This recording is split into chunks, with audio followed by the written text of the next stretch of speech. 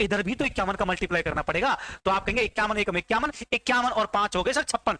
तो sir 561 metre की दूरी आ जाएगी। आपके एग्जाम के लिए बेहतरीन सी ट्रिक, पहले क्वेश्चन पढ़िए।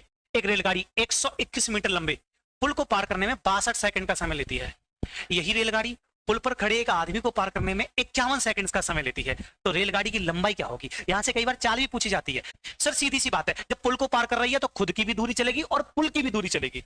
लेकिन जब व्यक्ति को पार कर रही है तो सिर्फ व्यक्ति की दूरी चलेगी और खुद की, व्यक्ति की, पेड़ की, खंबे की दूरी मानी जाती है 0। तो आप कहेंगे तो सर ये 51 सेकंड का समय है जिसमें व्यक्ति को पार कर रही है, इसका मतलब है वो खुद को पार कर रही है। और यहां 62 सेकंड में वो खुद को भी पार कर रही है और 121 मीटर लंबे पुल को भी पार कर रही है। तो आप कहेंगे सर यहां दूरी का अंतर देखो सर, डिफरेंस ऑफ डिस्टेंस।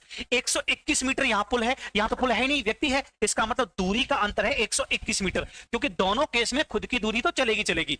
आप कहेंगे समय का गैप देखो, 62 सेकंड ये, 51 सेकंड ये, 11 सेकंड का अंतर है। बस सारे सवालों के जवाब आपको मिल चुके हैं।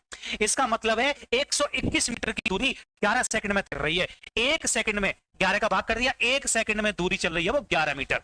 अब सर उसको रेलगाड़ी की लंबाई चाहिए, 51 सेकंड में वो खुद की दूरी पार कर रही है, व्यक्ति को पार कर रही है ना। इसका मतलब सिर्फ खुद को, व्यक्ति की दूरी तो 0 हुई। इसका मतलब है सर जी यहां 51 सेकंड बनाने के लिए 51 का मल्टीप्लाई इधर कर दिया। तो सर इधर भी तो 51 का मल्टीप्लाई करना पड़ेगा। तो आप कहेंगे 51 एकम 51, 51 और 5 हो गए सर 56। तो सर 561 मीटर की दूरी आ जाएगी। ये ऑप्शन सही हो जाएगा।